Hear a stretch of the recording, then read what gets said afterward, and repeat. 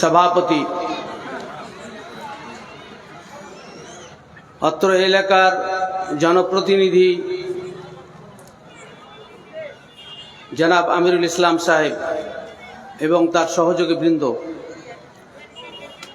সম্মুখে উপবিষ্ট দিনের কিছু কথা শুনতে আগ্রহী দিনী ভাই সকল ও পর্দার আলে মা ও বোনেরা, আপনাদের সামনে আল্লাহ রাব্বুল আলামিন যে কোনো ওসিলাতে এবং বাহানাতে এখানে আমাকে নিয়ে এসে উপস্থিত করেছেন দিনী বিষয় নিয়ে কিছু আলোচনা করার জন্য। আল্লাহ রাব্বুল আলামিন এই আলোচনাকে কবুল করেন, আমাদের জীবনের পরিবর্তন সূচিত হোক, আমরা মৃত্যুর পরে আল্লাহর সন্তুষ্টি অর্জন করতে পারি, ইহজগতে এবং পরজগতে সফলতা অর্জন করতে পারি, জাহান্নামের ভয়াবহতা থেকে আমরা আমাদেরকে রক্ষা করতে পারি। আল্লাহ রাব্বুল আলামিন সে তৌফিক আমাদেরকে দান করে।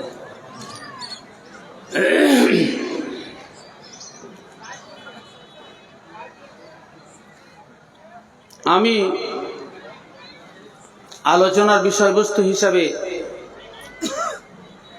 শেখ আনোয়ারুল হক ফয়জী হাফেজাহুল্লাহ ওদের প্রেক্ষিতে নিজের এই মজলিসের জন্য যে বিষয়বস্তু নিয়ে আলোচনা করার জন্য আমি চেয়েছিলাম সেটা নির্ধারিত হয়েছে, সেটা হচ্ছে মুসলিম নেতৃত্বের দায়িত্ব ও কর্তব্য।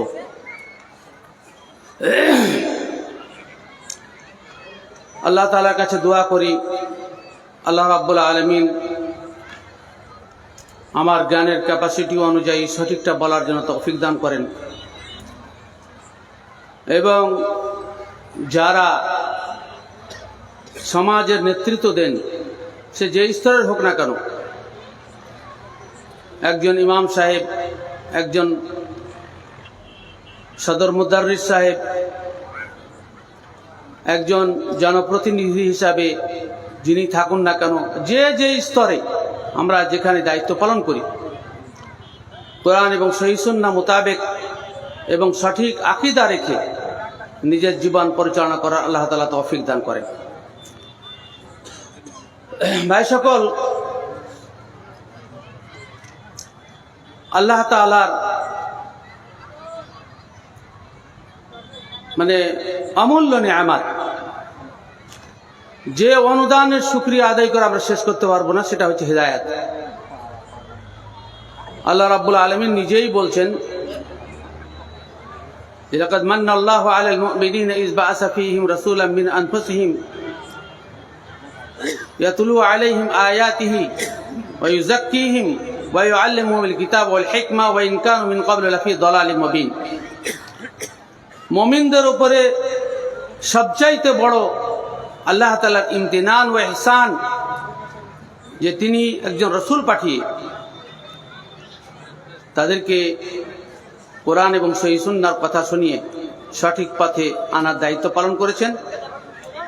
যদিও কোরআন সুন্নাহ আসার পূর্বে তারা স্পষ্ট ভ্রান্তিতে নিমজ্জিত ছিল, এটা আল্লাহ তাআলা বিশেষ অনুদান। রাসূল করিম সাল্লাল্লাহু আলাইহি ওয়াসাল্লাম পরিষ্কারভাবে বলছেন, মান ইউরিদিল্লাহু বিহি খায়রান ইউফাক্কিহু ফিদ্দীন। যখন কারো আল্লাহ তাআলা কিছু ভালো করার ইচ্ছা করেন, আল্লাহ তাআলা যদি ইচ্ছা করেন কল্যাণ দেওয়ার, তখন তাকে দ্বীনের সঠিক জ্ঞান দান করেন। ভারতবর্ষের মুখে অসংখ্য মানুষ, তার মধ্যে আমরা মুসলিম রূপে নিজেকে পরিচিত করে ধন্য যে আমরা যদি এই নিয়ামত না পেতাম, ইসলাম ছাড়া যে সমস্ত মানুষ জীবনযাপন করে তাদের মতোই আমরাও জীবনযাপন করতাম। আল্লাহ তাআলা তা থেকে আমাদেরকে রক্ষা করেছেন। আমি যে আয়াতটি তেলাওয়াত করেছি, আল্লাহ রাব্বুল আলামিন তাতে বলেন, হে নবী আপনি ঘোষণা করে দিন যে ক্ষমতার মালিক, মুলকের মালিক, রাজত্বের মালিক একমাত্র আল্লাহ তাআলা। তিনি যাকে ইচ্ছা রাজত্ব দান করেন, ক্ষমতা দান করেন, নেতৃত্ব দান করেন। ওয়া তানজিউল মুলকা মিম্মান তাশা, এবং যার ব্যাপারে তিনি ইচ্ছা গ্রহণ করেন যে একে ক্ষমতায় রাখা যাবে না, তখন তাকে ক্ষমতায় ছিনিয়ে নেন। আল্লাহ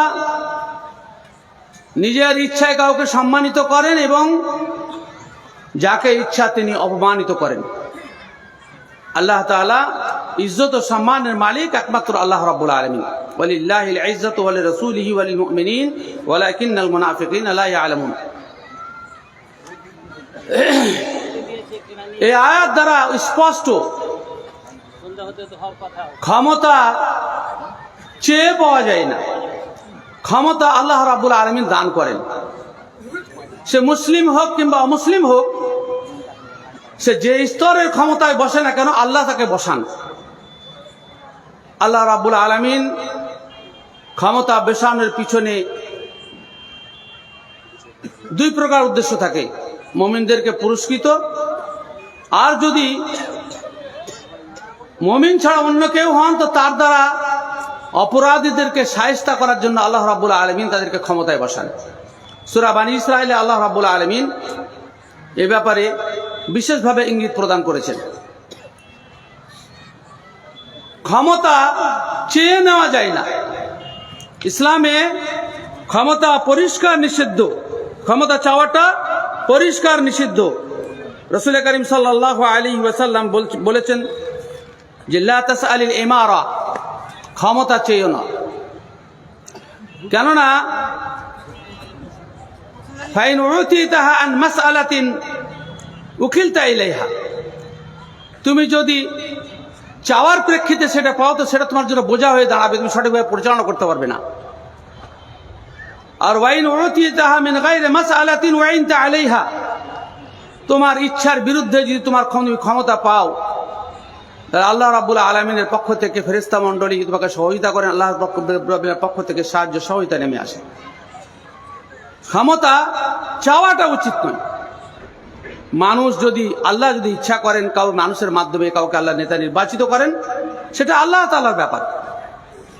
আমাদের সমাজ এবং সোসাইটিতে অনেক মানুষ আছেন, এই এলাকাও তার ব্যতিক্রম নয়, যারা ক্ষমতা লোভী, ক্ষমতা পাওয়ার জন্য তারা লালায়িত, ক্ষমতা পাওয়ার জন্য সংঘর্ষ করে। মুসলমানদেরকে ক্ষমতায় বসাতে হবে এ নিয়ে যারা ভাবনা করে, তাদেরকে অন্তত পক্ষ সূরা নূরের 55 নম্বর আয়াত তেলাওয়াত করে নেওয়া উচিত। আল্লাহ তাআলা বলেন, ওয়া'দাল্লাহুল্লাযীনা আমানু ওয়া আমিলুস সালিহাতি মিনকুম লা ইস্তাখলিফান্নাহুম ফিল আরদ ওয়া লা ইউমাক্কিনান্না লাহুম দীনাহুম আল্লাযী ইরতাযা লাহুম ওয়া লা ইউবাদদিলান্নাহুম মিন বা'দি খাউফিহিম আমনা ইয়াবুদুনা লা ইউশরিকুনা বিহি শাইয়্যা। আল্লাহ তাআলার অঙ্গীকার যে তিনি যারা প্রকৃত ঈমানদার এবং কোরআন এবং সহিহ সুন্নাহ মোতাবেক ভালো কাজ করে, আল্লাহর ওয়াদা পৃথিবীর প্রতিনিধিত্ব, পৃথিবীর ক্ষমতা আল্লাহ রাব্বুল আলামিন তাদেরকে দান করবেন। যেমন পূর্বের ঈমানদার সাহাবায়ে কিরাম রিজওয়ানুল্লাহি আলাইহিম আজমাইন এবং পরবর্তীদেরকে আল্লাহ তাআলা দান করেছেন। ওয়ালা ইউমাক্কিনান্না দীনাহুমুল্লাযী ইরতাযা লাহুম, এবং যে দ্বীন আল্লাহ রাব্বুল আলামিন তাদেরকে পছন্দ করে দিয়েছেন ইসলাম, সেটাকে বাস্তবায়ন করার জন্য আল্লাহ তাআলা ক্ষমতা প্রদান করবেন। ওয়ালা ইউবাদদিলান্নাহুম মিন বা'দি খাউফিহিম আমনা, আল্লাহ রাব্বুল আলামিন ভয়ের পরিবর্তে নিরাপত্তা দান করবেন। শর্ত একটাই, ইয়াবুদুনানি ওয়ালা ইউশরিকুনা বিহি শাইয়্যা, আল্লাহর ইবাদত করবে আর তাতে শিরক থাকবে না, তাওহীদ প্রতিষ্ঠা করবে। আল্লাহ তাআলা স্পষ্ট বলছেন, ওমান কাফারা বা'দা যালিকা ফাউলাইহিকাল ফাসিকুন। এত ঘোষণা পরে কোনো ব্যক্তি যদি এই নীতিকে, আল্লাহর কথাকে, আল্লাহর প্রতিশ্রুতিকে অস্বীকার করে, ভঙ্গ করে, সে নিয়ম মোতাবেক না চলে, তাহলে তারাই প্রকৃত অর্থে ক্ষতিগ্রস্ত, তারাই প্রকৃত অর্থে অস্বীকারী। ব্রাদার ইসলাম, এই আয়াত দ্বয় দ্বারা এটা সুস্পষ্টভাবে প্রমাণিত যে ক্ষমতা আল্লাহর দান, যে স্তরে হোক না কেন, মুসলিম হোক অমুসলিম হোক, ক্ষমতায় আল্লাহ বসান। যদি দুষ্ট লোক ক্ষমতায় বসে তাহলে জানতে হবে যে আল্লাহ তাআলা আমাদেরকে সেই দুষ্ট লোক দিয়ে শায়েস্তা করতে চাইছেন, আমাদেরকে অধিকার থেকে বঞ্চিত করতে চাইছেন আমাদের বদ আমলের কারণে। এটা চিরকাল চলে আসছে। আল্লাহ তাআলার এটাই সুন্নাত, এটাই নীতি। যখন আমরা আমলের দ্বারা কলঙ্কিত হয়ে যাব, যখন আমরা কোরআন এবং সহিহ সুন্নাহ মোতাবেক জীবনযাপন করব না, তখন আল্লাহ তাআলা দুষ্ট লোককে নেতা বানিয়ে দেবেন। রাসূল আকরাম সাল্লাল্লাহু আলাইহি সাল্লামের এক লম্বা দুয়ার শেষ অংশ হচ্ছে ওয়ালা তুসাল্লিত আলাইনা মান লা ইয়ারহামুনা। আল্লাহ এমন লোককে আমাদের উপর ফিট করিও না, নেতা বানাইও না, যে নেতা আমাদের প্রতি দয়া করবে না। তাহলে বোঝা যাচ্ছে যে আল্লাহ তাআলা ক্ষমতায় বসান, রাসূল দোয়া করছেন দুষ্ট লোককে ক্ষমতায় বসায়ও না আমাদের প্রতি অত্যাচার করার জন্য। অনেক সময় মানুষ একটু খারাপ নেতা হলে তাকে গালমন্দ করে, পরিস্থিতি যদি বিপরীত হয়, অনুকূলে না, এটা আমরা সকলেই জানি। একটা নেতা যদি একটু খারাপ করে, খারাপ সিদ্ধান্ত নেয়, তা আমরা গালমন্দ করি। কিন্তু রাসূল আকরাম সাল্লাল্লাহু আলাইহি ওয়াসাল্লামের হাদিস আমরা জানি না। রাসূল আকরাম সাল্লাল্লাহু আলাইহি ওয়াসাল্লাম বলতেন লা তাসুব্বুদ দাহার, পরিস্থিতিকে গালি দিও না। যখন যেমন পরিস্থিতি হবে তাকে মানিয়ে নাও, গালি দিও না। আল্লাহ তাআলা বলেন ইন্নামা আনা দাহার, পরিস্থিতির নিয়ামক হচ্ছে আমি। ভালো পরিস্থিতি তৈরি করা, মন্দ পরিস্থিতি তৈরি করা, এটা আমার কাজ। আল আইয়াম ওয়াল লায়ালি লি উজাদ্দিদুহা ওয়া উবলিহা, রাত এবং দিন নতুন এবং পুরাতন করা আমার কাজ। ওয়া আতিবে মুলুক বাদা মুলুক, এবং একটা নেতার পরে অন্য নেতাকে আমি নিয়ে আসি, এক রাজার পরে অন্য রাজাকে নিয়ে আসি। হাদিসে কুদসি, হাদিস হাসান। সুতরাং আমরা স্পষ্ট রূপে এর দ্বারা বুঝতে পারছি যে নেতা আল্লাহ তাআলা নির্বাচন করেন, আর নেতৃত্ব চেয়ে নিয়ে যায় না। নেতা আল্লাহ তাআলা যাকে পছন্দ করেন, আর এটা আল্লাহ রাব্বুল আলামিনের একটা বড় অবদান। রাসূল কারীম সাল্লাল্লাহু আলাইহি ওয়াসাল্লাম বলেন দিনের জন্য দুই প্রকারের গুণ অত্যন্ত খারাপ। একটা মানুষের দিন বিধ্বংসী, তার দিনটাকে ধ্বংস করার জন্য দুই প্রকারের চরিত্র যদি থাকে, এটা সবথেকে বেশি খারাপ। আল্লাহ রাসূল সাল্লাল্লাহু আলাইহি ওয়াসাল্লাম বলেন মা যিবান জায়ান উরসিলা ফি গরামিন বিআফসাদা লাহা মিন হিরসিল মারই লিমালিহি ওয়া শারাফি লিদীনি। দুটো ক্ষুধার্ত বাঘকে যদি একদল ছাগলের মধ্যে ছেড়ে দেওয়া হয়, দুটো ক্ষুধার্ত বাঘ, তাদেরকে চরম খিদে লেগেছে, এমন দুটো ক্ষুধার্ত বাঘকে যদি একদল ছাগলের মধ্যে ছেড়ে দেওয়া হয়, তো ওই বাঘ দুটো ছাগলের দলের অতটা ক্ষতি করে না, নিজে ক্ষতির শিকার হয় না, যতটা ক্ষতির শিকার করে দুই প্রকার লোক। একটা হচ্ছে যার দুনিয়ার সম্পদের প্রতি লোভ বেশি, আর যার নেতা সাজার ঝুঁক বেশি। তার দিনের জন্য এটা খুব ক্ষতিকর। যে ব্যক্তি নেতৃত্ব নেওয়ার জন্য যে কোনো মূল্যে, যে কোনো চেষ্টাতে নেতা হওয়ার চেষ্টা করে, তার দিন ধ্বংস হওয়ার জন্য এটাই যথেষ্ট। কেননা তার পদকে বাঁচিয়ে রাখার জন্য, তার পজিশনকে বাঁচিয়ে রাখার জন্য সে সর্বাত্মক প্রচেষ্টা করে। এটা আমাদের দেশে নতুন ইতিহাস নয়। বামফ্রন্টের আমলে, বামফ্রন্টের বিদায় লগ্নে, নির্বাচনের পূর্বে মুহূর্তে, বামফ্রন্টের মুখ্য সচেতক, নাম ভুলে গেছি কে ছিলেন, বিমান বসুই ছিলেন, অনিল, যাই হোক, উনি বিধানসভাতে যে বিবৃতি দিয়েছিলেন যে আমাদের 40 বছরে প্রায় 50,000 লোক খুন হয়েছে, 50,000 লোক খুন হয়েছে, তার মধ্যে 45,000 মুসলমান। আমার খুব মনে আছে, সেই পুরাতন যুগের রেকর্ড এবং খবরের কাগজ যদি আপনি উঠান অবশ্যই পাবেন। মুসলমানরা শুধু ক্ষমতা দখলের জন্য লড়াই করেছে একে অপরে, কে নেতা হবে, এখনো সেই ট্র্যাডিশন অব্যাহত। আল্লাহ সাল্লাল্লাহু আলাইহি ওয়াসাল্লাম বলছেন হিংস্র বাঘের থেকেও এরা হিংস্র। যারা সম্পদের পিছনে লোভ, মানে সম্পদের যাদের লোভ বেশি, গরিব মরল না খেয়ে বেঁচে আর কিছু নাই, ও বড় লোক হতে হবে। আল্লাযীনা কাফারু ইয়াতামাত্তাউন ওয়ায়াকুলুনা কামা তাকুলুল আনআম ওয়ান নারু মাসওয়াল্লাহুম। যারা পরকালে অবিশ্বাসী তারা দুনিয়াটাকে ওভাবে উপভোগ করে যেমন জানোয়ার উপভোগ করে। জানোয়ার উপভোগ করে কেমন করে? টাটকা ফসল, গোটা মাঠ ভর্তি আছে, একটা চাষির কত মেহনত এবং অর্থ তাতে ব্যয় হয়। আপনি একটা ছাগলকে ছেড়ে দেন, তো আর শুধু যেহেতু পেট চাই, ও পেট ভর্তি চাই, ও একবারও হিসাব করবে না চাষির মেহনতের কথা, একবারও হিসাব করবে না চাষির অর্থ ব্যয়ের কথা। ওর পেট ভরুক, আচ্ছা তারা খেয়ে নেবে, ও আর মাথা খারাপ। সেরকম যত বড় লোক আছে গরিবকে শোষণ করে বড় লোক হয়। গরিব মরলো বাঁচলো। আজকে যত ডাক্তার, যত ইঞ্জিনিয়ার, সব কষায় গরিব মারার, সব মানে পুরো যন্ত্র এরা সব। এদের ভিতরে কোনো মায়া দয়া কিছু নাই।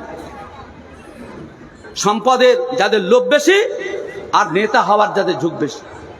ওর নেতা হওয়ার পথে যে জিনিস বাধা হয়ে দাঁড়াবে সবকে শেষ করে দেবে, মেরে দিবে, গুলি করে মেরে দিবে, কাউকে দিয়ে মারাবে। আল্লাহ সাল্লাল্লাহু আলাইহি ওয়াসাল্লাম অনেক আগে এটা ভবিষ্যৎবাণী করেছেন। দুটি কথা বললাম। এক নম্বর কথা আবার রিপিট করছি, নেতৃত্ব আল্লাহর পক্ষ থেকে আসে। দুই নম্বর কথা বললাম, নেতৃত্ব চেয়ে নেওয়া যাবে না। আর যারা নেতৃত্ব চেয়ে নেয় তাদের চরিত্র ঠিক এই প্রকৃতির, আর তারা কোনো সাহায্য সহযোগিতা পাবে না। ব্রাদার ইসলাম,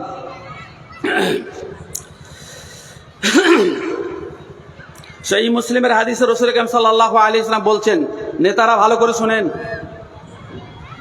নেতারা ভালো করে শুনেন, যারা যে স্তরের নেতা আছেন ভালো করে শুনেন।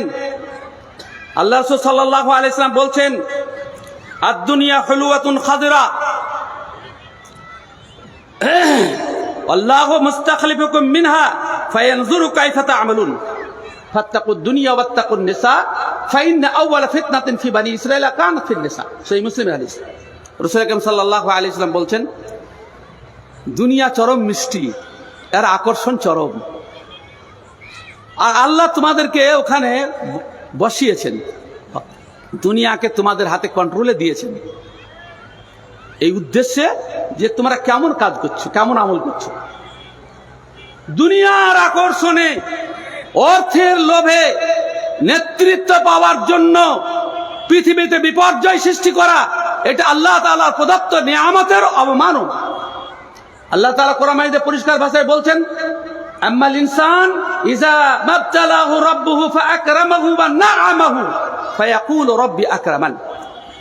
পরীক্ষা করার জন্য আল্লাহ রাব্বুল আলামিন মানুষকে যখন নিয়ামত দান করেন, সম্মান দান করেন, হেড মৌলবি হওয়া, বড় নেতা হওয়া কম ব্যাপার। শেখ শেখ শুনতে শুনতে আমাদের বুক লম্বা চওড়া হয়ে গেছে।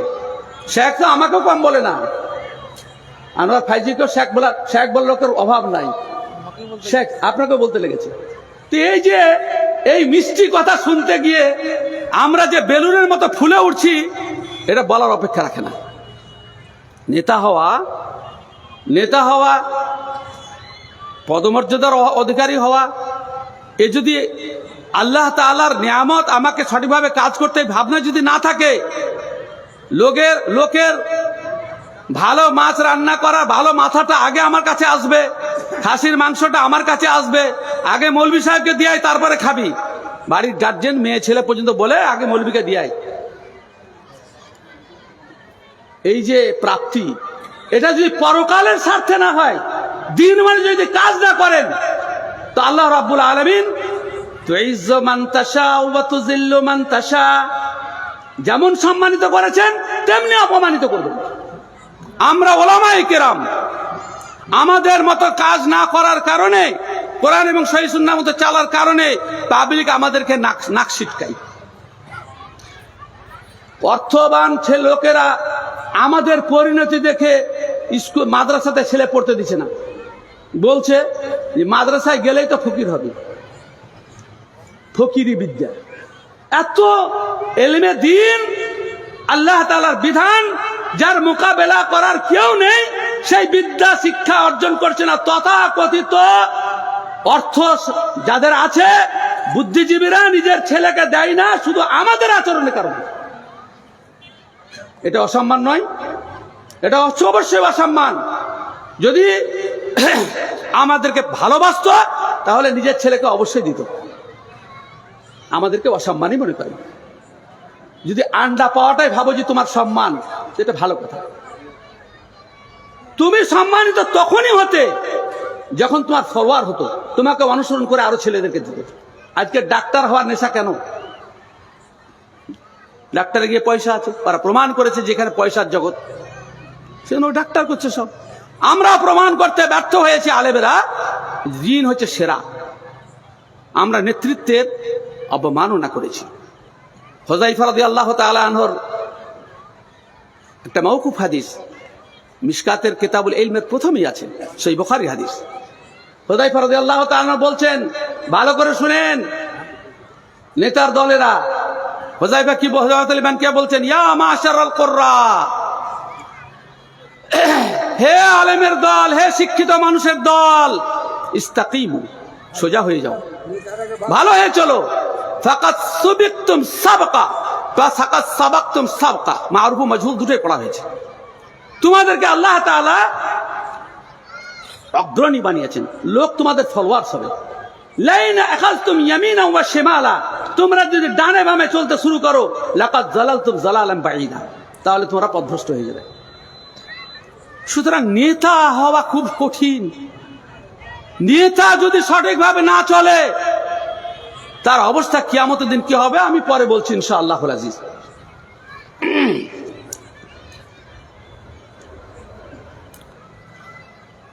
নেতার প্রথম গুণ, চারিত্রিক গুণ তো আছে। প্রথম গুণ একটা মুরসাল হাদিসে, মুরসাল হাদিস তার রাবিগুলোকে সকলেই সিকাত বলেছেন, কিন্তু হাদিসটি মুরসাল। মিশকাতেও এসছে হাদিসটি, এবং অন্যান্য বাইহাকি, আমি বাইহাকির নাম্বার নোট করে নিয়েছি। যাই হোক,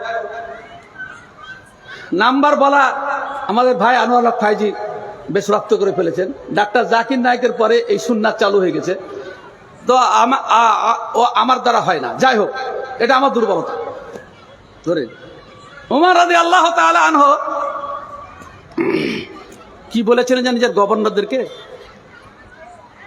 আমাদের যারা জনপ্রতিনিধি আছে, আমি কিছু শব্দ অ্যাভয়েড করছি, আপনারা হয়তো বুঝতে পারছেন কি শব্দ অ্যাভয়েড করছি। মশা সাহেব, জনপ্রতিনিধি বলছি, কি শব্দ অ্যাভয়েড করছি? কি শব্দ অ্যাভয়েড করছি বলেন না গো, আপনি তো পলিটিক্যাল সায়েন্সের লোক, বলেন। আমি এমএলএ কিন্তু একবারও বলছি না, কিংবা বিধায়কও বলছি না, কেননা এটা শরীয়তের দিক থেকে চরম আপত্তিকর শব্দ। জনপ্রতিনিধি, জনপ্রতিনিধি বলবো। আমার যেখানে আপত্তি শব্দ ব্যবহার কেন করবো? Member of legislative assembly Bangla মানে আপনি কি করেন তা জানি না, কিন্তু আমার মানেটা শুনেন। মেম্বার অফ লেজিসলেটিভ অ্যাসেম্বলির বাংলা মানে আমি করেছি আইন তৈরি করা কারখানার সদস্য। ঠিক বে ঠিক লাই, শ্রুতি মধুর যেটা হবে সেটাই মানে করেছি, অনেক রকম মানা করা যেত। হ্যাঁ, আইন তৈরি করা কারখানার সদস্য, কিন্তু আল্লাহ তাআলা নিজে বলছেন ইনুল হুকমা ইল্লা লিল্লাহ, মানুষের উপর হুকুম চলবে একমাত্র আল্লাহ। হ্যাঁ, লাহুল খালক ওয়া লাহুল আমর, আল্লাহ সৃষ্টি করেছেন, হুকুম তারই চলবে। কিন্তু আমরা, আল্লাহ তাআলা আমাদেরকে পরীক্ষা করে এমন এক দেশে আমাদেরকে মানে বাস করিয়েছেন, এটাও আমাদের মুকাদ্দারে আছে, কেন ওয়া আলাম মুস্তাকাররাহা ওয়া মুস্তাওদাহা, এটা আল্লাহর ইচ্ছা। এবং আমাদের মজুরি বেশি, মজুরিটা শুনেলেন, তা একটু আমল করতে সুবিধা হবে। রাসূল করিম সাল্লাল্লাহু আলাইহি ওয়াসাল্লাম সাহাবীদেরকে বলছেন, হ্যাঁ, যে তোমাদের পরবর্তী যুগ হচ্ছে ধৈর্যের যুগ।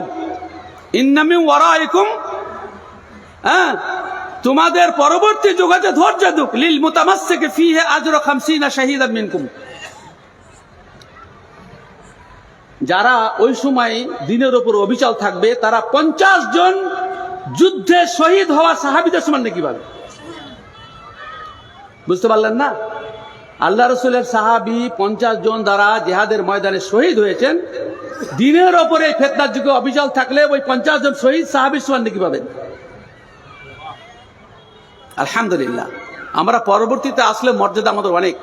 যত ফিতনা বাড়বে, যত রিস্ক বাড়বে, তত তাতে মজুরি বেশি। যে কাজে যত রিস্ক তাতে মজুরি তত বেশি। সুতরাং নেতার প্রথম কাজ যেটা হচ্ছে ইন্না আহাম্মা আমরিকুম ইনদি আস-সালাহ। ওমর রাদিয়াল্লাহু তাআলা গভর্নরদেরকে পাঠানোর সময় যে সমস্ত পরামর্শ দিতেন, এবং তাদের কাজের তালিকা পেশ করতেন। গভর্নরদের গভর্নরের পদে বিভিন্ন দেশে অধিষ্ঠিত হওয়ার সময় তাদের দায়িত্ব কি কি? তা প্রথম কাজ, কত সূক্ষ্ম বিচার, কত সূক্ষ্ম বিচার, ভাবলেই অবাক যাবেন। তোমরা এই পদে যতদিন থাকবে তোমার সব থেকে গুরুত্ব, আহাম্মা আমেরিকম ইন্ডিয়া সলা, তোমার কাছে আমি কানাই কড়াই বুঝে নিতে চাই তুই প্রকৃত নামাজি কিনা।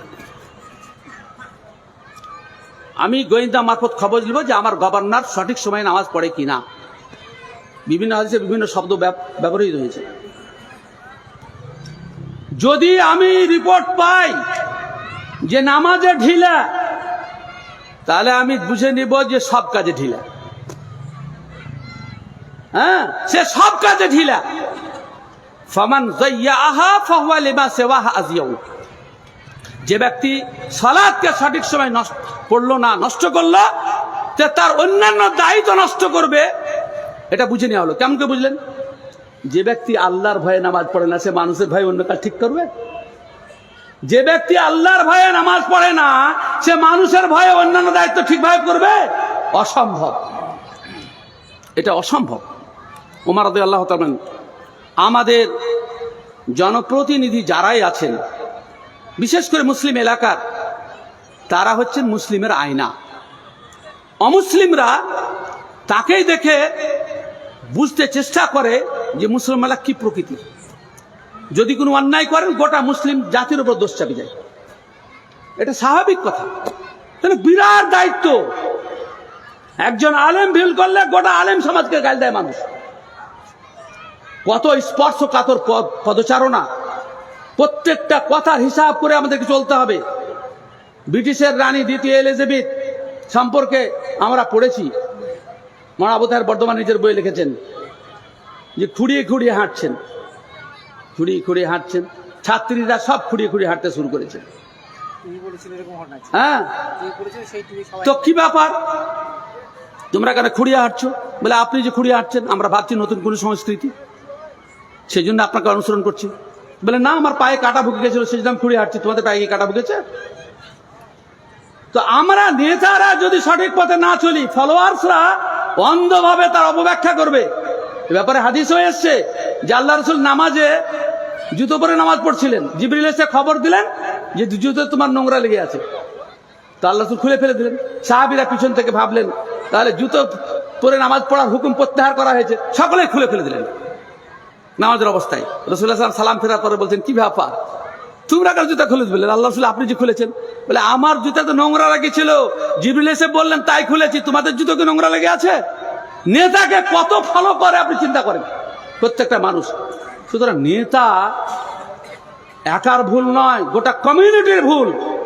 যে এলাকার যে নেতা, সে এলাকার বাপ যেমন ছেলেদের জন্য নেতা, মা যেমন বাচ্চা কাচ্চাদের নেতা, হাদিসে স্পষ্ট এসছে।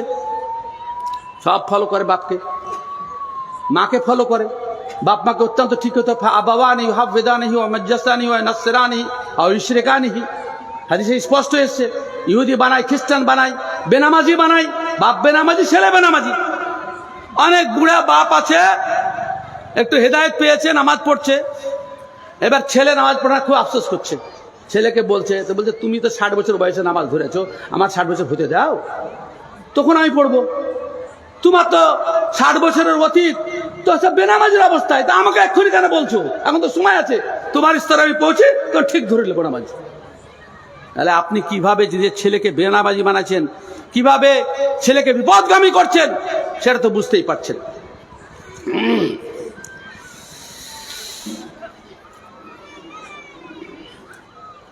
যারাই নেতা আছেন, মুসলিমদের জনপ্রতিনিধি আছেন, তাদেরকে টাইমে নামাজ পড়তে হবে, আউয়াল টাইমে নামাজ পড়তে হবে।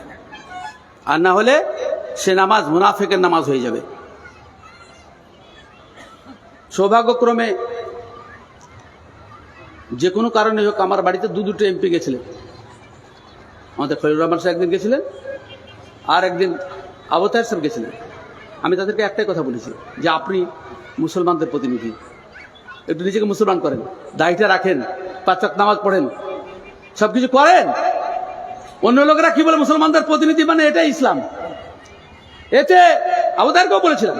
তারপরে এতে এই সৌদি আরবে আমাদের শেখ ফাইজি সাহেব দেখেছেন, মালিক আব্দুল আজিজ গেটে একটা কথা লেখা স্ক্রিনে ভেসে ওঠে। মাস্টার সাহেব তো বুঝতে পারবেন না, কিন্তু আমাদের ফাইজি সাহেব তো ব্যাপার আলাদা। কি আছে ওখানে, কি আছে বলছে, ইন্নাল মুসলিমা বিসিরাতিহিল হাসানা দাওয়াতুন আমালিয়াতুল লিল ইসলাম। একজন মুসলিম তার উন্নত চরিত্রের মাধ্যমে অমুসলিমদের কাছে ইসলামের দাওয়াত উপস্থাপন করে। আমি যদি আদর্শবান হই তাহলে অন্য মানুষ আদর্শবান হবে, কিন্তু আমরা তা হলাম না। কিছু কথা বলার জন্য মনটা খুশখুশ করছে, কিন্তু আমি ব্রেক করছি, খুব ইচ্ছাকৃতই বলছি না ভাই সকল। সেজন্য আমাদেরকে সতর্ক এবং হুঁশিয়ার এবং সাবধান হতে হবে, এবং আমার প্রত্যেকটা কাজ এবং আচরণ, আমি যাই থাকি না কেন, আমার জন্য কোনো বাধ্যবাধকতা নাই। ভারতবর্ষে সংবিধান পরিষ্কারভাবে বলছে যে একজন মুসলিম তার ধর্মাচরণ সঠিকভাবে করবে, তার প্রচার করবে। আমার ধর্মে বাধা দেবার কি আছে? কিন্তু আমরা তা করি না। আমরা অন্যের কাছে পরাস্ত হই, অন্যের সামনে সারেন্ডার হয়ে যাই। এটা আমাদের ইমানের দুর্বলতার পরিচয়, এটা আমাদের দুর্বলতার পরিচয়। আজকে এই মুহূর্তে সারা ভারতবর্ষে মুসলমানদের বিরুদ্ধে যে সমস্ত প্রোপাগান্ডা করা হচ্ছে, মুসলিম জনপ্রতিনিধিগণ সে তুলনায় একদম মুখে লাগাম কিছুই বলছেন না। এটা তো হওয়া উচিত নয়, এটা আমাদেরকে বলতে হবে। একটা উর্দুতে ভালো কবিতা আছে, যারা নেতা আছেন ভালো করে শুনেন। চুপ রহনে সে ছিন जाता है एजाज सुखन, चुप रहने से छिन जाता है एजाज सुखन, जुल्म सहने से जालिम की मदद होती है। তুমি যদি কথা বলা বন্ধ করে দাও তো একদিন তোমার মুখে কথা শেষ হয়ে যাবে, আর কথাই পাবে না তুমি। আর যদি অত্যাচার সহ্য করো তো এতে জালেমের সাহায্য করা হবে, যে অত্যাচারী তাকে সাহায্য করো। প্রতিবাদ তো করতেই হবে, প্রতিবাদের ভাষা আজ যাই হোক পরিস্থিতি অনুযায়ী, মৌন প্রতিবাদও প্রতিবাদ, কিন্তু প্রতিবাদ করতে হবে। আমাদেরকে এই বিষয়ে সজাগ এবং সচেতন হতে হবে। আমরা হুঁশিয়ার হয়ে যাই। অনেক মানুষ গ্রামে গ্রামে খালি 3টা-4টা করে দল তৈরি হয়েছে শুধু নেতা হওয়ার জন্য। ফেতরার মাল কটা বিলি বন্টন করার জন্য নেতার অভাব নাই। মুখে নাই দাড়ি, নামাজ পড়ে না, মাদ্রাসার সভাপতি সেক্রেটারি, যে দিনের সাথে কোন তার সম্পর্ক নাই, ওকে নেতা হতে হবে। আর রাসূল কারীম সাল্লাল্লাহু আলাইহি ওয়াসাল্লামের ভবিষ্যৎবাণী আপনারা ভালো করে জানেন। আল্লাহ রাসূল সাল্লাল্লাহু আলাইহি ওয়াসাল্লাম বলেছেন, ইজা উসিদাল আমরু ইলা গায়রি আহলিহি ফান্তাযিরিস সাআহ।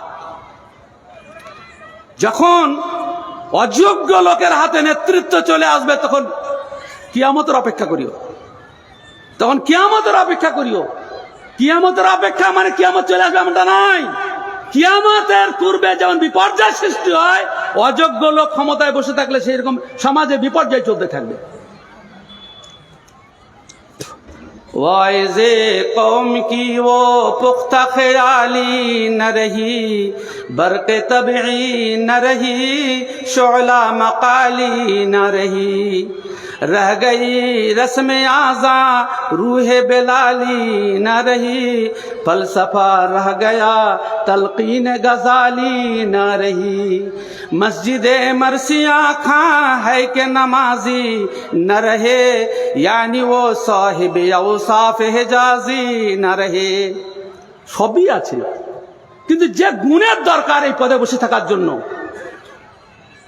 যে ইকবালের একটা কবিতা, খুব মজার কবিতা আছে, सबक पढ़ फिर सदाकत का अदालत का शुजाअत का, सबक पढ़ फिर सदाकत का अदालत का शुजाअत का, काम लिया जाएगा तुझसे दुनिया की इमामत का।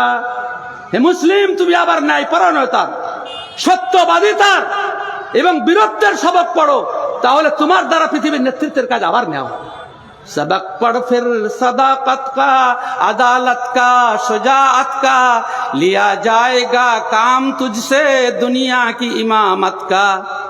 নেতা হবার শখ থাকলে সততা, ন্যায়পরায়ণতা, আল্লাহর প্রতি ভরসা এবং তাওয়াক্কুল এটা অত্যন্ত জরুরি।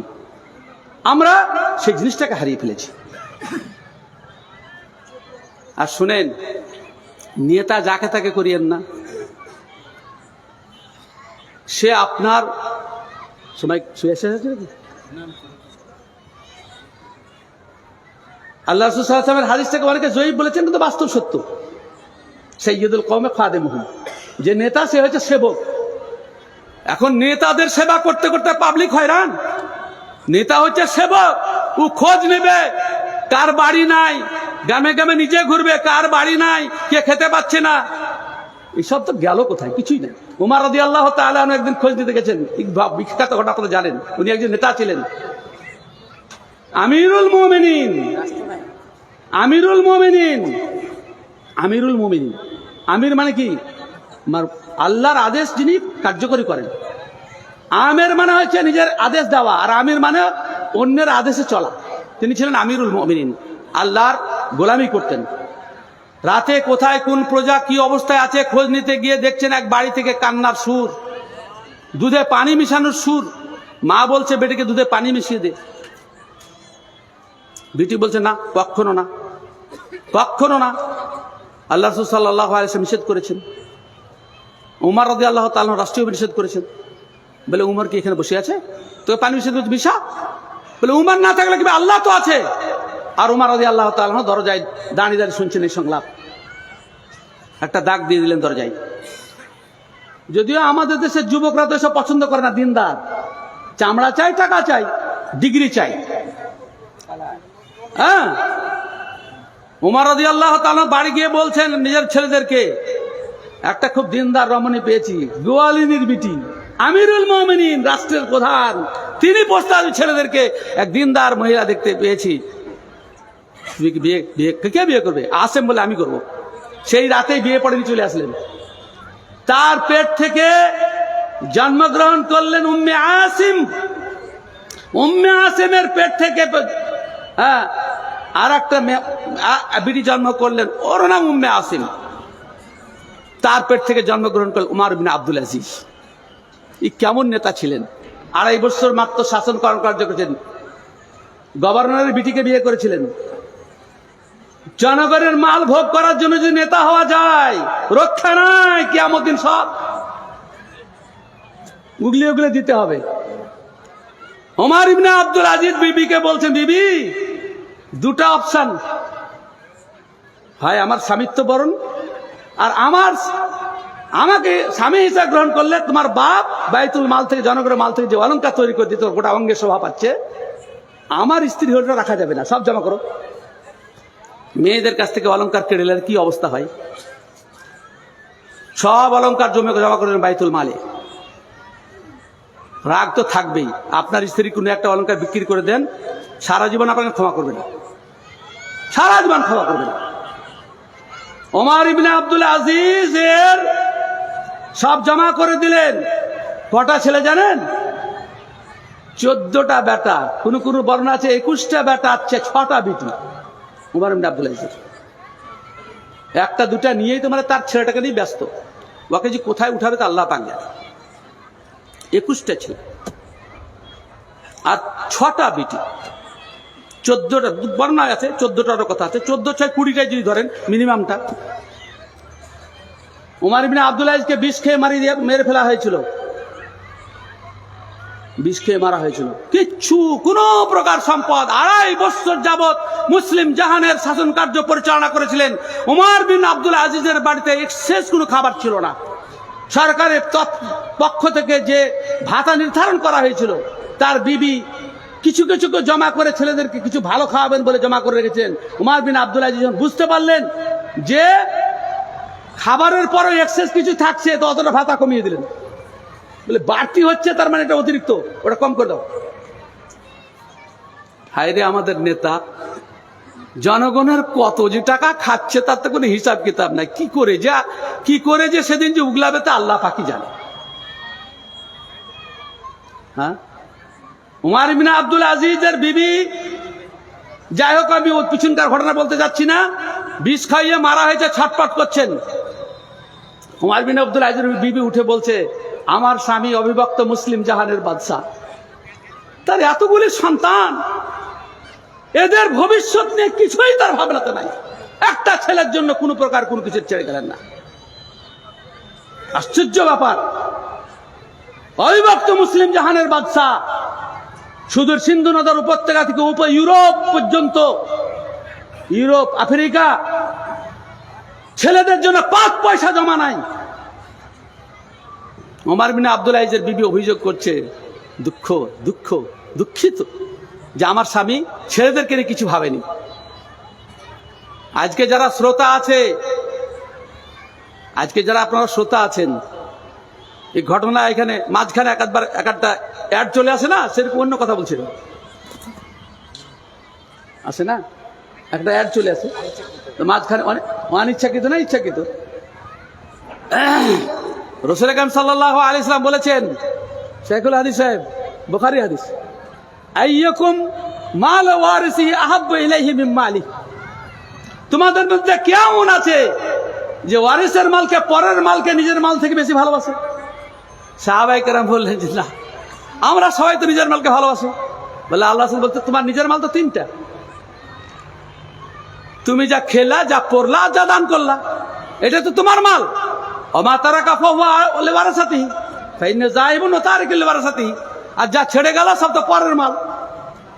আমি একটা হিসাব আপনাদেরকে দিই, অন্ধকারে চেহারাগুলো দেখা যাচ্ছে না, ভালো লাগছে না, যাই হোক একটা হিসাব দিই। আজকে রাত্রে গিয়ে ঘুমাবার সময় ছেলেদের জন্য কতটা ছাড়ছেন আর আপনার নিজের জন্য কতটা স্টক করেছেন, একটু হিসাব করবেন। যদি দেখা যায় যে আপনি আপনার গোটা লাইফে দিনের কাজে, দানের কাজে বা ভালো কাজে খরচ করেছেন, সেগুলোর পরিমাণ যা ছেড়ে যাচ্ছেন তার থেকে বেশি হয়, তাহলে আপনি আত্মঘাতী মানুষ, নিজের ক্ষতি করছেন। ছেলে ছেলে ছেলে ছেলে ছেলে ছেলে মুরগিগুলাকে দেখেছেন, মুরগিগুলাকে একটু বড় হলে ঠুকুর মেরে তাড়িয়ে দেয়, যা চুরি খাগা। আর এই মানুষ এত বুদ্ধিমান জিনিস, ও ছেলেকে খাটাবে না, আর বাপের যতদিন আছে খাটতে চাহে গুলো, ওর ছেলের ভবিষ্যৎ নষ্ট করে দিলে সবকিছু নষ্ট করে দিলে। যাই হোক, অন্য কথায় চলে গেছিলাম। এই মাঝখানে এটা একটা কি বলে গো, 2 বাক্যের মধ্যখানে থাকলে কি বলে ওকে ইংরেজিতে? 2 বাক্যের মধ্যখানে নতুন একটা বাক্য প্রবেশ করলে তাকে কি বলে ইংরেজিতে? ইনভার্টেড কোটাটা তো, ওটা তো বললাম, আমাদের আরবিতে বলে জুমলায় মুতারেজা, অর্থাৎ 2 বাক্যের মধ্যখানে একটা বাক্য প্রবেশ করে গেছে, ওর ওই বাক্যের সাথে কোনো সম্পর্ক নাই, নতুন একটা বাক্য, সেন্টেন্স ঢুকে গেছে। আপনাদের ইংরেজিতে এরকম থাকবে। যাই হোক, ইনভার্টেড কমার মাধ্যমে তাকে ইন্ডিকেট করা হয় যে এটা ওই বাক্যের সাথে সম্পর্ক নাই, কিন্তু ওই বাক্যটার নাম কি আমি ওটা জানতে চাইছি। আমি যেটা বলতে যাচ্ছি, ওমর বিন আব্দুল আজিজের 14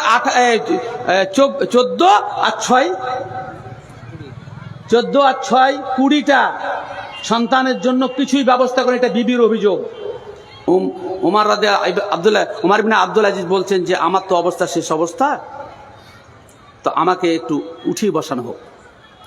আমি যদি আজ উত্তর না দিয়ে যাই, তো অনাগত ভবিষ্যতের লোকেরা বিবির এই প্রশ্নের উত্তর খুঁজে পাবে না।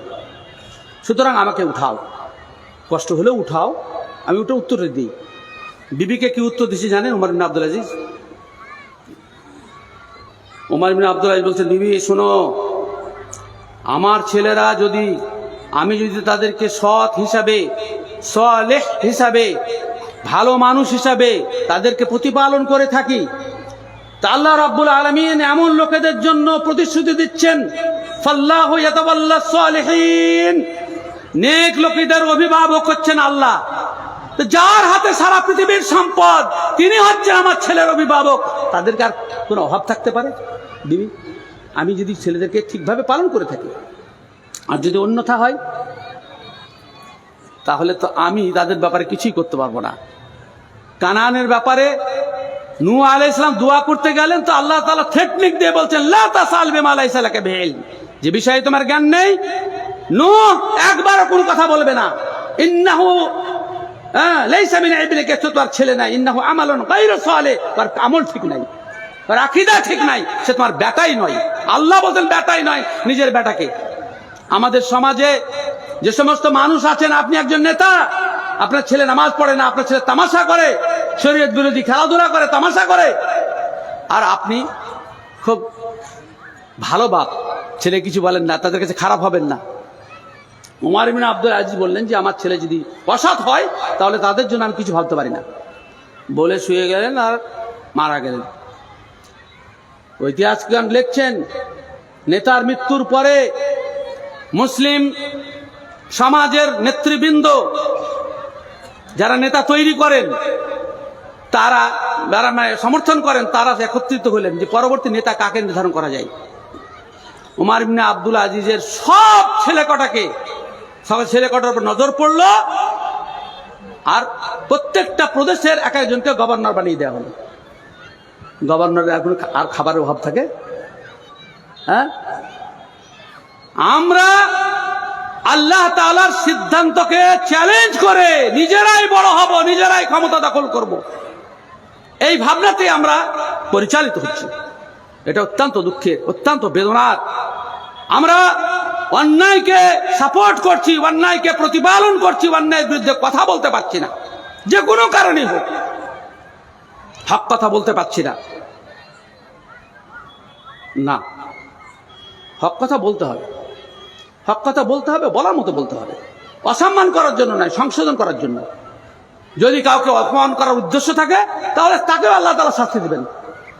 না, অপমান করার জন্য নয়, সংস্কার করার জন্য, সংশোধন করার জন্য। আজকে সব ছেড়ে দিলাম, আমরা মুর্শিদাবাদের মুসলমান, বিশেষ করে শামসেরগঞ্জের মুসলমান বলে আমরা মডেল তৈরি করতাম ইসলামের নিয়ম অনুযায়ী, বিশ্ব তাকিয়ে দেখত। কিন্তু না, আমাদেরকে দেখে ভয় পাচ্ছে, আমরা সন্ত্রাসবাদী। আপনারা জানেন যে বামফ্রন্ট সরকারের বদান্যতায় এবং পুলিশের অনুগ্রহে আব্দুল্লাহ সালাফি দুবার জেলে গেছে। আমি যখন 2002-এ জেলে নিয়ে যাই, তখন আব্দুল গাফফার বলে ওসি ছিলেন এই শামসেরগঞ্জের। সিমি যখন নিষিদ্ধ হয়, সিমির কালান্তর পত্রিকার সম্পাদক ছিলেন আব্দুল্লাহ। ওকে খুঁজে না পেয়ে আমি এক বুড়াকে বলে এই আব্দুল্লাহ হবে বলে আরবার অ্যারেস্ট করলেন। কত বদমাশ দেখেছি, চিন্তা করেন। আব্দুল গাফফার ওসি এখানকার কালান্তর পত্রিকার সম্পাদক আব্দুল্লাহকে না পেয়ে নামের সাথে সিমিলারিটি থাকার জন্য 2002 আমাকে অ্যারেস্ট করছে। হ্যাঁ, আব্দুল গাফফার, আপনাকে শুনিয়ে ইতিহাস স্মরণ করে দিলাম, জানে না মেলা লোকে। টানা 10 দিন পুলিশ কাস্টডিতে থাকার পরে নো ইন্টারোগেশন, কোন প্রকার জিজ্ঞাসাবাদ নাই, বলে জানে তো ব্যাপারটা, যে ভুল মানে আব্দুল গাফফারের প্ররোচনায় নিয়ে এসছে। এই হচ্ছে আমাদের নেতা। আর যখন প্রথমবার অ্যারেস্ট হই, 95 দিন যেখানে জেলে ছিলাম, হ্যাঁ, কি কথা বলতেছিলাম,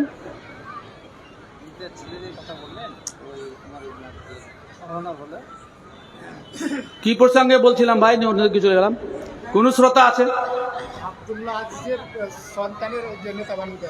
হ্যাঁ, তো হলো, আমি অন্য কথা বলতে যাচ্ছি। যাই হোক, আউযু বিল্লাহি মিনাশ শাইতানির রাজিম। তো আমাদেরকে আমরা হ্যাঁ হ্যাঁ হ্যাঁ মনে পড়েছে, মনে পড়ে গেছে। বহরমপুরের পুলিশ সুপার রাজেশ মিশ্র তখন ছিলেন 2002-এ, আমার কাছে এসে বলছে, আব্দুল্লাহ, তুমি যে বলছো তোমরা খুব ভালো, আশা করি সকলেই শুনছেন, আর পুলিশেরা যে আছে তো ভালো করেছে, ওরাও শুনছে। তোমরা যে বলে খুব ভালো, তো বহরমপুর জেলে এখন 1600 কয়েদি, সে সময়ে 1600 কয়েদি, তো 1400 জন মুসলমান আর 200 জন হিন্দু। তোমরা ভালো, তা জেলে এত কেন? কি উত্তর দিবেন বলেন? ইসলামকে আমরা কলঙ্কিত করেছি, ভাই ভাই ফাটাফাটি করেছি, মারামারি করেছি, ঝামেলা করেছি, আর জেলে ঢুকেছি। কোরআন এবং সহিহ সুন্নাহ অনুযায়ী জীবন পরিচালনা করেন, শামসেরগঞ্জ থানা বন্ধ হয়ে যাবে প্রকৃত মুসলমান হয়ে গেলে। আমার মতন মুসলিম হলে থানা বন্ধই হয়ে যাবে। আমি অনেক জায়গায় বলি যে ভারতের আইনকে যদি কোনো ব্যক্তি নিখুঁতভাবে মেনে চলে, সেটা হচ্ছে আব্দুল্লাহ সালাফি। শরীয়ত এরই অর্ডার দেয়, শরীয়ত বিরোধী কোনো আইন না হলে তাকে মেনে চলতে হবে, এটা ইসলামের অর্ডার। কারেন্ট হুক লাগিয়ে কারেন্ট লাগানো, তখন জুয়ান অবস্থা থেকে এর বিরুদ্ধে সংগ্রাম করছি আমি। যখন মাদ্রাসা মসজিদে হুকিং করে কারেন্ট লাগানো হতো, জলসা করতে গিয়ে বক্তব্য না দিয়ে ফিরে চলে এসেছি। যে অন্যায়ের মাধ্যমে হকের কথা যেতে পারে না। বিড়ির বিরুদ্ধে সর্বপ্রথম আমি সোচ্চার হয়েছি জামিয়া রহমানের জলসাতে। কিন্তু আলেমরা তো কমিশন খাচ্ছে, ওরা তো কিছু বলবে না। এটাই হচ্ছে সমস্যা। আবার ঠিক কিসের? ঠিক কথা মনে রাখো,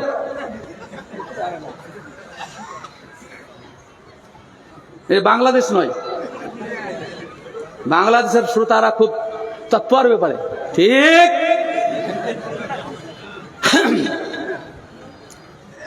যদি এত ঠিক ঠিক তো বাংলাদেশে এত ফাসাদ কেন?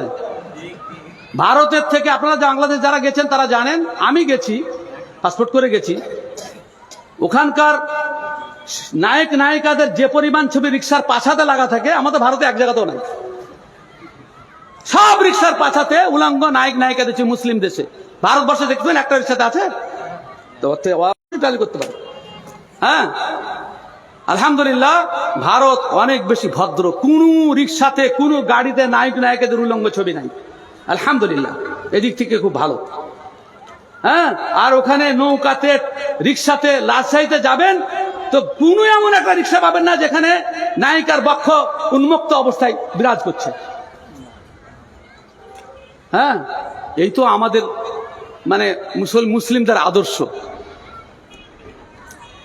যাই হোক, উমার ইবনে আব্দুল আজিজের 18টা বেটার গল্প শুনলেন। 14টা বেটা, 6টা বিটি, ইখতিলাফ আছে। 21টা বেটার কথাও এসছে বিভিন্ন রওয়ায়েতে। উমার ইবনে আব্দুল আজিজের মজার ঘটনা শুনেন। আর তার আগে আমি একটা ঘটনা বলছি, তাহলে আপনার ঘটনা বুঝতে সুবিধা হবে। সেটা হচ্ছে, আজকাল হরেন মারলে রাস্তা থেকে ছাগল হটে যায়। গাড়িতে হরেন মারছে তো ছাগল হটে, গরু হটে না। মানুষ হটে? মানুষ হটতে চায় না। মানুষকে ফলো করে পৃথিবীর সমস্ত জিনিস ফলো করে। আপনি বদমাশ তো সব জিনিস বদমাশ। উমার বিন আব্দুল আজিজ মাত্র 2.5 বছর শাসন কার্য পরিচালনা করেছিলেন। ঐতিহাসিকগণ লিখছেন যে উমার বিন আব্দুল আজিজ শাসন আমলে বাঘ এবং ছাগল একই ঘাটে পানি পান করেছে, কেউ কারোর প্রতি আক্রমণ করেনি। কেননা বাদশাহ ছিলেন ন্যায়পরায়ণ, সমস্ত জিনিস তাকে ফলো করত। আপনি সৎ হন, সব মানুষ সৎ হয়ে যাবে, সব জিনিস সৎ হয়ে যাবে। একদিন হঠাৎ করে বাঘ ছাগলের উপর আক্রমণ করলো। রাখালগুলো বলছে, কি ব্যাপার রে, আমাদের দেশের নেতা কি মারা গেছে নাকি? এবং তাকে মেরে ফেলা হয়েছে। আক্রমণ করছে মানে মেরে ফেলা হয়েছে। টাইমটাকে নোট করলো। নোট করার পরে শহরে গিয়ে খোঁজ নিচ্ছে যে আমাদের বাদশার খবর কি, ওগুলোকে বিষ খাইয়ে মেরে ফেলে হয়েছে। তাহলে 2.5 বছর যাবৎ বাঘ ও ছাগলে এক ঘাটে পানি পান করে, যেহেতু নেতা সৎ ছিলেন, কেউ কারোর প্রতি আক্রমণ করেনি। যখন জুলুম শুরু হলো, ওখানেও জুলুম শুরু হয়ে গেল। নিজে ভালো হন, বহিনের হক দিবেন না, মা বাপের অধিকার দিবেন না, প্রতিবেশীকে সম্মান করবেন না, পকেটে মার, লুটতারাজ, হারামখোরি, বেঈমানি, তা আপনি এর থেকে ভালো পরিবেশ থেকে পাবেন?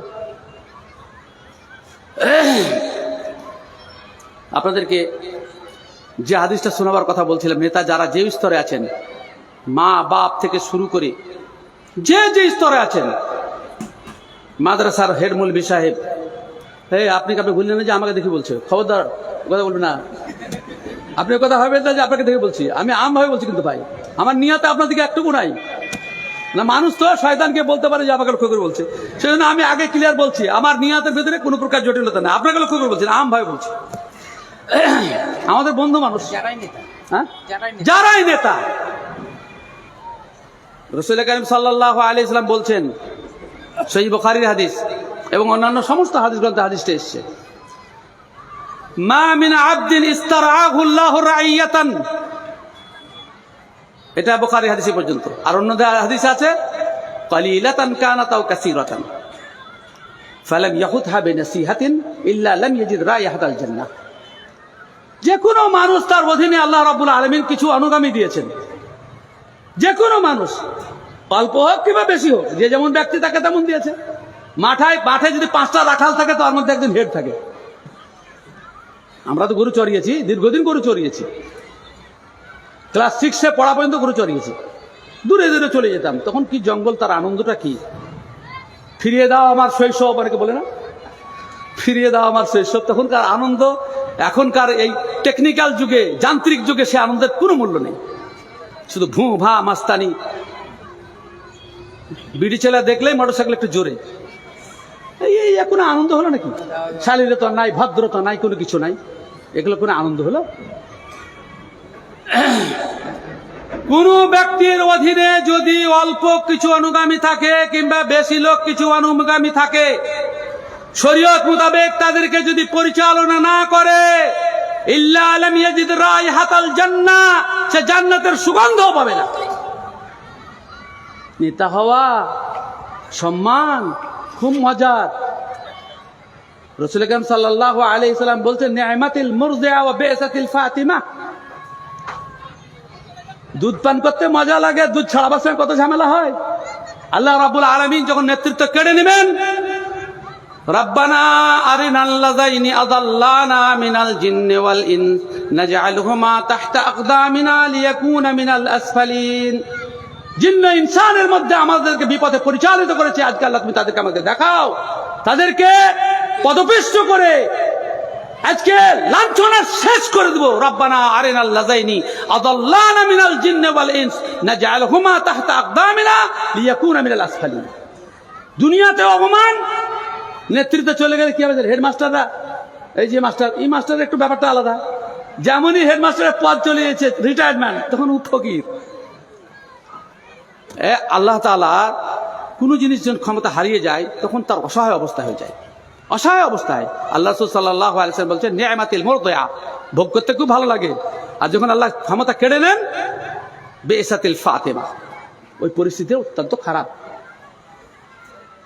আল্লাহ তাআলা কোরআনে, আমি আগেই বলেছি আপনাদেরকে যে নেতৃত্ব হচ্ছে আল্লাহর বড় নিয়ামত, দান। সম্মান কেনা পেতে চাই, সবাই সমান পেতে চায়, এটা মানুষের জন্মগত প্রবৃত্তি, জন্মগত প্রবৃত্তি। নেতা হতে চাই, 5টা ছেলের মধ্যে একজন হিরো হবে। খেলাধুলো, সেই গাদ্দি খেলে, ছেলকিত খেলে, সব খেলে না, ওরা একজন নেতা থাকে। নেতা হওয়া এটা মানুষের প্রবৃত্তি, বুঝতে পারছেন কিনা? নেতা হওয়া প্রবৃত্তি। কিন্তু নেতা হয়ে যদি নেতা অনুযায়ী কাজ না পরিচালনা করা হয়, সঠিকভাবে যদি না করা হয়, তাহলে আল্লাহ তাআলা সে নেতৃত্ব ছিনিয়ে নেন। কত মানুষের নেতৃত্বে গেল, কত মানুষের নেতৃত্বে গেল। বামফ্রন্টের নেতাদের জন্য অত্যাচারে কথা বলতে পারতাম না, সত্যি কথা কি। 72-এ যখন আমি একটা সাওয়ারডি হাই স্কুলের ছাত্র, এ পাশে বাম ফাটছে, ও পাশে বাম ফাটছে, ও পাশে বাম ফাটছে, যখন তারা বামফ্রন্ট ক্ষমতা আসে তখনকার কথা বলছি, এমন অবস্থা। একটা এলসি এর সামনে কথা বলা মুশকিল ছিল, সেই জন্য প্রায় মুখ্যমন্ত্রী। বামফ্রন্টের এলসি, লোকাল কমিটির মেম্বার, তার দাপট কত ছিল, তার লাগে সব কোন দিকে চলে গেল। নদীর একুল ভাঙে অকুল গড়ে, এই তো নদীর খেলা। সকাল বেলায় আমি রে ভাই ফকির, সন্ধ্যা বেলা ফকির কে করে? আল্লাহ করে, আল্লাহ করেন। তখন তুমি কিছু কোনো বাঁধ দিয়ে আটকাতে পারবে না। আল্লাহ তাআলা বলছেন, ইন্নাল্লাহা লাম ইয়াকুম মুগায়্যিরান নি'মাতান আন'আমাহা আলা কওমিন হাত্তা ইউগায়্যিরু মা বিআনফুসিহিম। আল্লাহ কোন জাতির উপরে, কোন ব্যক্তির উপরে যে নিয়ামত এবং যে অনুদান দিয়েছেন, সেই অনুদান ততক্ষণ পর্যন্ত ছিনিয়ে নেন না যতক্ষণ পর্যন্ত সেই অনুদানের অবমাননা না করে। সে ভাবে কারণের মতো, ইন্নামা উতিতু মিন ইলমিন ইনদি, আমি আমার জ্ঞান, আমার মেধা, আমার প্রভাব, প্রতিপত্তি, অর্থ, ক্ষমতার দ্বারা আমি করেছি। অনেক লোক অনেক কথা বলে, বুদ্ধিমান থাকলে ইশারায় বুঝে নেবেন। বুদ্ধিমান থাকলে আমি সবকিছুর নাম লিখছি না। আল্লাহ তাআলা কোরআনে কি বলতে জানেন? ওয়ালাউলা দাফউল্লাহিন নাস বা'যহুম বিবা'যিন লাহুদ্দিমাত সাওয়ামি ওয়া বি'উ ওয়া সালাওয়াতু ওয়া মাসাজিদু ইযকারু ফিহা ইসমুল্লাহি কাসীরা। মানুষের একটা গ্রুপের দ্বারা অন্য গ্রুপকে যদি প্রতিহত না করেন, তাহলে মসজিদ, গির্জা, গুরুদ্বারা যাতে আল্লাহকে স্মরণ করা হয়, এগুলা কিছু টিকে থাকবে না, কিছু থাকবে না। মসজিদ ভাঙা মানে পরবর্তী স্টেজ পতন। এটা আল্লাহর কথা, আমার কথা নয়, আমার কথা নয়। জুলুম যত করো, হ্যাঁ, কিন্তু পতন অবশ্য হবে। হিমিয়ারির একটা বই আছে, কিতাবুল হাইওয়ান, আল্লামা হিমিয়ারির, দিমিয়ারির একটা বই আছে, কিতাবুল হাইওয়ান। ওতে একটা মজার গল্প করেছে, খুব সংক্ষেপে বলছি 1 মিনিটের মধ্যে, যে এক বাদশাহ জঙ্গলে শিকার করতে গিয়ে এক গরিব মানুষের বাড়িতে উঠেছে, পিপাসা লেগেছে, গরিব মানুষের বাড়িতে উঠেছে, সে দেশের বাদশাহ। তো দেখছে খুব দামি গাই, বলে গরিব মানুষের বাড়িতে গাই কেন স্বভাব হবে, আমার বাড়িতে স্বভাব হবে, এই গাইটাকে খুঁজে করে নিতে হবে। দুধ দোয়ালো, সেদিন প্রচুর দুধ হয়েছে, নিয়ত খারাপ করলো, পরবর্তী দিন দুধ দোয়াচ্ছে তো অর্ধেকেরও দুধ নাই। তবে কি ব্যাপার, যে জায়গায় গরু চড়াতে গেছিলে, গরুটাকে নিয়ে গেছিলে অন্য পূর্বের দিন, আজকে কি সে জায়গায় নিয়ে যাওনি? বলে হ্যাঁ নিয়ে গেছিলাম, ওইভাবেই খেয়েছে, দুধ এত কম কেন? তখন এই বাড়ির মালিক কি বলছে জানেন? নেতারা ভালো করে শুনেন। বাড়ির মালিক বলছেন, মাওলানা আব্দুল সালাম বাস্তবিতে ইসলামী খুতবাতে গল্পটা নকল করেছেন। হ্যাঁ, বাড়ির মালিক বলছেন, মনে হয় আমাদের দেশের বাদশার নিয়ত খারাপ হয়েছে। সরাসরি বলছে, বাদশা যাওয়ার বাড়িতেও জানি না, পাড়া গ্রামের লোক। বলে তোবা, আমার নিয়ত খারাপের কারণে দুধ কমে গেল। আচ্ছা ঠিক আছে, তোবা করলে আল্লাহর কাছে যে আমি আর নিয়ত খারাপ করবো না। তারপরে দিন আবার গরু চড়াতে গেল, ও বাড়িতে আছেই পরিস্থিতি দেখার জন্য। এবার তৃতীয় দিন গাই হয়েছে প্রথম দিনের মতো দুধ। তখন ওই বাদশাহ মন্তব্য করেছিল, ইসলামী খুতবাতে লিখেছেন মাওলানা আব্দুল সালাম বাস্তবী, ইন্নাল মুলকা ইয়াবকা মাল কুফর ওয়ালা ইয়াবকা মা'আজ যুলম। দেশে যদি আল্লাহর পূজা না হয়, অর্চনা না হয়, তাও দেশ টিকতে পারে, কিন্তু পরস্পরের অধিকার যদি হরণ করে, জুলুম করে, হিংসা বিদ্বেষ করে, তাহলে অটোমেটিক বরকত কমে যাবে। সব আমার চাই এই ভাবনা নয়, সকলকে নিয়ে মিলেমিশে খাই, এটা হবে নেতার গুণ ইনশাআল্লাহুল আজিজ। সময় বোধহয় শেষের দিকে, এই জলসা সম্পর্কে দুটা কথা না বললে আব্দুল্লাহ সালাফের পেট তো অন্যরকম করছে, দুটা কথা বলতেই হবে। খারাপ কথা নয়, ভালো কথা। আল্লাহ তাআলা আমাদের নিয়াতের মধ্যে পবিত্রতা দান করেন। তার আগে সেই মুসলিমের একটা হাদিস শুনেন, আর হাসান বাসারির একটা কথা শুনেন, পরবর্তী কথা বলবো বলে আমার বক্তব্য শেষ করবো ইনশাআল্লাহ। আল্লাহ তাআলা হাদিসে কুদসিতে বলছেন যে মান আমিলা আমালান আশরাকা ফীহি মাই গায়রি তারাকতুহু ওয়া শিরকাহু ওয়া আনা মিনহু বারিয়ুন। কেউ যদি কোনো কাজ করে আর আমি ছাড়া অন্য কোনো যদি উদ্দেশ্য থাকে, তাহলে আমি তার কর্মকে প্রত্যাখ্যান করে তাকেও প্রত্যাখ্যান করে দিই, ওয়া আনা মিনহু বারিয়ুন। আর জুনায়েদ বাগদাদির মূল্যবান কথা শুনে, খুব মূল্যবান কথা উনি বলছেন, আলেমরাও শুনেন, সাধারণ মানুষও শুনেন। ওয়ালাউ আন্না আবদান আতা বিফতিকারি আদম ওয়া জাহাদ আইয়ুবা ওয়া যুহদ ঈসা ওয়া ইতাআত ইয়াহইয়া ওয়া ইস্তিকামাত ইদ্রিস ওয়া বুদ্দিল খলিল ওয়া খুলুকিল হাবিব ওয়া কানা ফি কলবিহি যাররাতুন লিগায়রি আল্লাহি তাআলা ফালাইসা লিল্লাহি হাজা। এত লম্বা ইবারতের মানে খালি আমি সামারি করছি। আদম আলাইহিস সালাম থেকে শুরু করে নবীনা মুহাম্মদ সাল্লাল্লাহু আলাইহি ওয়াসাল্লাম পর্যন্ত যত নবী এসেছেন, প্রত্যেক নবী বিশেষ বিশেষ মানে গুণের আধার ছিলেন, গুণের অধিকারী ছিলেন। এই সমস্ত গুণ যদি কোনো মানুষ নিজের মধ্যে একত্রিত করে নেয়, একটা মানুষ আদমের মতো এবং পরবর্তী নবীদের মতো যত গুণ ছিল সবকে জমা করে নিয়েছে, নবী সাল্লাল্লাহু আলাইহি ওয়াসাল্লামের মতো গুণ জমা করে নিয়েছে, একটা মানুষ এত ভালো হয়ে গেছে। কিন্তু ওয়া কানা ফি কলবিহি যাররাতুন লিগায়রিল্লাহি তাআলা, অনুপরিমাণ পরিমাণ যদি আল্লাহ ব্যতীত অন্যের সন্তোষের জন্য কাজ করে থাকে, এত ভালো আমের ফালাইসা লিল্লাহি হাজা, আল্লাহর কোনো দরকার নেই, আল্লাহর কোনো প্রয়োজন নেই। উর্দুতে একটা প্রবাদ আছে যে হাতি কে দাঁত চাবানে কে और দেখানে কে। হাতির দাঁত দু প্রকারের, একটা বাহিরে আসে সব দেখার জন্য, আর ভিতরে এসে চাবার জন্য। এই সমস্ত দিনী সভা যত হচ্ছে, নিয়াতের গোলযোগের জন্য সমাজ সঠিকভাবে উপকৃত হতে পারছে না। উদ্দেশ্যের কথা আল্লাহ তাআলা ভালো জানেন, আমি কারোর উদ্দেশ্য নিয়াত নিয়ে হামলা করতে চাই না, কিন্তু এই সমস্ত দিনী সভা দিনের জন্যই হতে হবে, আল্লাহর সন্তুষ্টির জন্যই হতে হবে, এবং সেটা প্রমাণ করবে আমার অবশিষ্ট জীবন। আমি যদি আবার গানের সাথে, আমি যদি অন্য ফিতনার সাথে, আমি যদি আবার কিছুর সাথে সকলকে রাজি করার জন্য কাজ করি, তাহলে কিন্তু এই দিনই কাজে কোনো নেকি পাওয়া যাবে না। কোনো নাকি পাওয়া যাবে না। একটা লোক দাড়ি একটু একটু করে রেখেছে, তাকে বলছে দাড়িটা বাড়া কেন ভাই? দাড়ি তো রেখেছি। অমুসলিমদের কাছে যায় তখন বলে ভাই দাড়ি চাঁচি তো বাটে কিন্তু একটু বড় হয়ে গেছে, ওদেরকে রাজি করে দিল। আর মুসলমানদের কাছে এসে বলছে ভাই দাড়ি তো রেখে দিয়েছে, এখন তো আস্তে আস্তে বড় হয়েছে। মানে এদেরকেও রাজি করছে, ওদেরকেও রাজি করছে। তো একটা কথা আছে, রাজি রহে রহমান ভি রাজি রহে শয়তান ভি। মুমিনের কাজ হতে পারে না। মুমিন শুধু আল্লাহর সন্তুষ্টি কামনা করবে। কোরআন এবং সহিহ সুন্নাতে যেখানে বাধা আছে মুমিন সেখানে পা দেবে না। বল ইন্না সালাতি ওয়া নুসুকি ওয়া মাহইয়ায়া ওয়া মামাতি লিল্লাহি রাব্বিল আলামিন লা শারীকা লাহু ওয়া বিযালিকা উমিরতু আনা মিনাল মুসলিমিন। আমার জন্ম, আমার মৃত্যু, আমার কুরবানি, আমার জন্ম থেকে মৃত্যু পর্যন্ত যত কাজ হবে আল্লাহ রাব্বুল আলামিনের আইনের উপরে, এই ব্যাপারে কাউর কোনো শরীক নেই। আল্লাহ তাআলা নিয়াতের মধ্যে যদি কোনো ত্রুটি থাকে সেটার জন্য আল্লাহ তাআলা বদল করে দেন। হ্যাঁ, আমরা তওবা করি, ইস্তেগফার করি এবং ভবিষ্যতের জন্য সিদ্ধান্ত গ্রহণ করি যে আমরা ভালো ছড়া নাই কিছু করব না, অন্যায় কিছু করব না। আর একটা কথা মনে রাখি, সেই বুখারী হাদিসের ভাবার্থটা শোনাচ্ছি।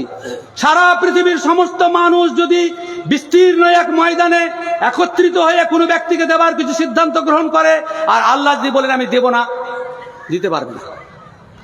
আর সারা পৃথিবীর মানুষ অনুরূপ ময়দানে যদি একত্রিত হয়ে কোনো ব্যক্তিকে না দিবার সিদ্ধান্ত গ্রহণ করে, আর আল্লাহ যদি বলে দেব, ওকে আটকাতে পারবে না। সুতরাং আমার নেতা হওয়ার ফাইসালা যদি আকাশের উপরে থাকে, দুনিয়ার কোনো শক্তি বাধা দেবার নাই। কোনো কৌশলে, কোনো রাস্তা অবলম্বন করে আল্লাহ তাআলা আমাকে নেতা বানাবি। আমি আল্লাহর প্রতি তাওয়াক্কুল রাখি, আল্লাহর প্রতি ভরসা রাখি। আমার পথ চলে যাওয়ার জন্য বেনামাজিকে, হারামখোরকে, বেঈমানকে, মাস্তানকে তোষণ করে আমি নেতা হব, এ নীতি আমার নয়। ইব্রাহিম আলাইহিস সালাম আমাদের হচ্ছেন আদি পিতা আদম। আল্লাহ তাআলা কোরআন মাজিদে তাকে অনুসরণ করতে বলেন। তিনি কি বলেছিলেন? ওয়াজআলনা লিল মুত্তাকিনা ইমামা। আল্লাহ ভীরু লোকেদের নেতা বানা আমাকে। দুষ্ট লোকেদের নেতা হয়ে কি হবে? আল্লাহ ভীরুদের নেতা আমরা হই। হ্যাঁ, রব্বানা ওয়াজআলনা মুসলিমাইন লাকা ওয়া মিন যুররিয়াতিনা উম্মাতান মুসলিমাতান লাক ওয়া আরিনা মানাসিকানা ওয়া তুব আলাইনা ইন্নাকা আনতাত তাওয়াবুর রহিম। সন্তানাদি বাক্য দোয়া করতে হবে আমার অযোগ্য ছেলে যেন না হয়। হাঁক পাক করে খেলে গিয়ে বিবির কাছে শুয়ে বাচ্চা হয়ে গেলে সে বাচ্চা ভালো হবে না। তো এক প্রস্তুতি থাকতে হবে, পরবর্তী প্রজন্ম আল্লাহর ইবাদতকারী হবে। মনের পরিচ্ছন্নতা, সিদ্ধান্তের পরিপক্কতা, আল্লাহকে সন্তুষ্ট করার মানসিকতা নিয়ে সহবাস করতে হবে। তবেই আপনার বিবির পেট থেকে যে বাচ্চাটা আসবে সে ভালো হবে। আগে থেকে নিয়াতটাকে ঠিক করতে হবে আমাদেরকে। যাই হোক, আল্লাহ তাআলা ইচ্ছা ছিল এসেছিলাম। কবির ভাষায় একটা কথা বলি, अंदाज़े बयां गरचे बहुत शौक नहीं है, अंदाज़े बयां गरचे बहुत शौक नहीं है, शायद के तेरे दिल में उतर जाए मेरी बात। বাচন ভঙ্গি যদিও উন্নত মানের নয়, কিন্তু এই আলোচনার মাধ্যমে কোনো এক ব্যক্তির অন্তর যদি পরিবর্তন হয়ে যায়, সঠিক সিদ্ধান্তে নিতে যদি সে সক্ষম হয়, তাহলে আমার এই পরিশ্রম, এই কথা খরচ, এই মেহনত ইনশাআল্লাহ সার্থক হবে।